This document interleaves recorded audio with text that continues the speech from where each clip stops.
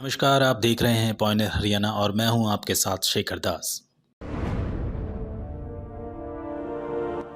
फरीदाबाद में एकमात्र सरकारी अस्पताल बीके, जिसमें रोज हजारों की संख्या में लोग अपनी बीमारियों का इलाज कराने हेतु यहां आते हैं। लेकिन यहां आने के बाद कुछ लोगों को उनकी बीमारियों से राहत मिले न मिले, पर कुछ तकलीफ़ों को ज़रूर झेलना पड़ता है, चाहे वो दवाइयों की कमी हो या फिर अस्पताल प्रशासन व अन्य स्टाफ की लापरवाही हो।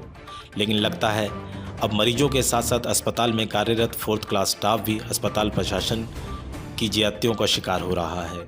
इस मामले में संवाददाता ने अस्पताल की पीएमओ से फ़ोन पर बात करनी चाही, और कई बार कोशिशों के बाद भी उन्होंने फ़ोन नहीं उठाया।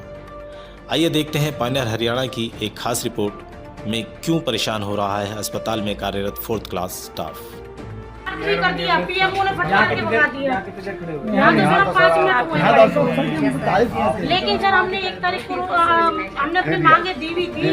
सर ने राजेश रोकन सर ने फोन भी करा था, क्या कोई सुनवाई नहीं होगी अधिकारियों की?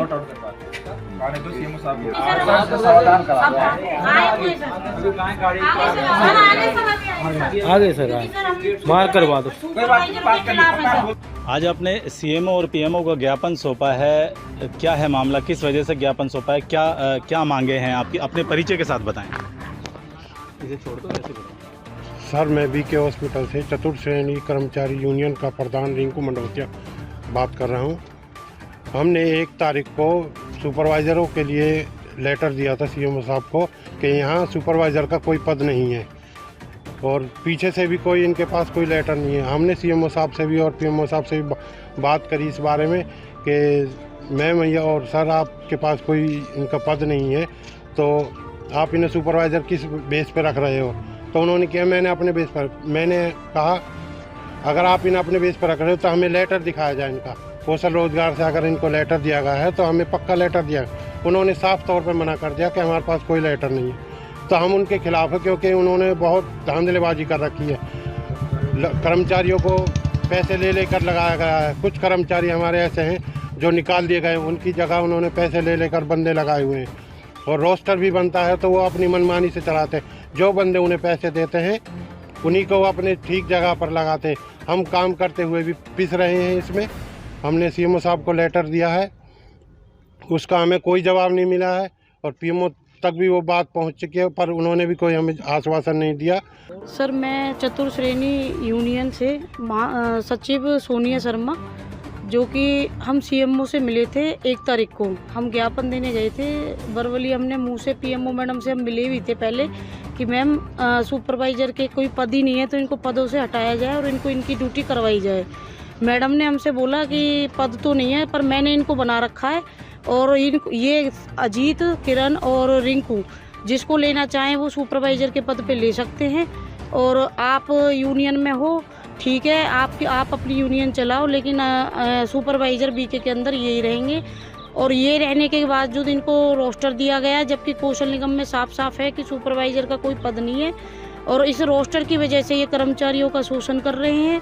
और हमने 1 तारीख को सीएमओ साहब को ज्ञापन दिया था कि हमारे कर्मचारियों की ड्रेस, आई कार्ड और आपके ईएसआई कार्ड हमें दिए जाएं, जो हम अपने भी आगे काम कर सकें। कि भाई आगे कोई भी आता है तो उनको पता होना चाहिए कि ये कर्मचारी किस संस्था से जुड़ा हुआ है, किस उससे काम कर रहा है।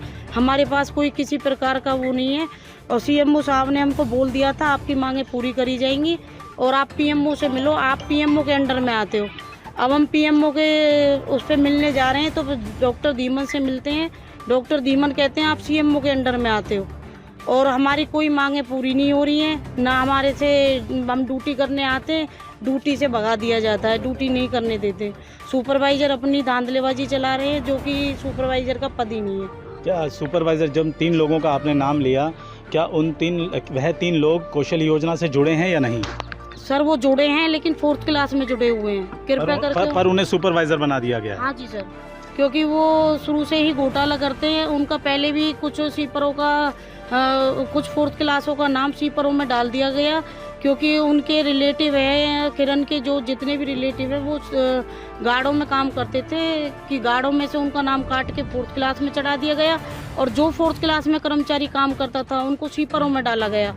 अब हम पीएमओ सीएमओ से मिलने जाते हैं तो कोई सुनवाई नहीं होती।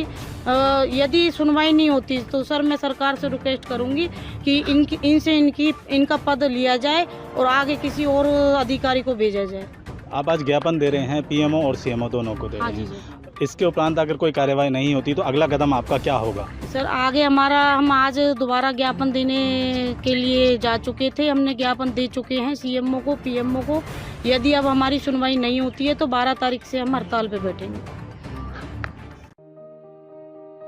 राष्ट्रीय समाचार पत्र पायनियर हरियाणा पढ़ने के लिए डाउनलोड करें हमारी वेबसाइट पर प्रकाशित ई-पेपर। दिन भर की छोटी बड़ी खबरें देखने के लिए सब्सक्राइब करें हमारे YouTube चैनल को।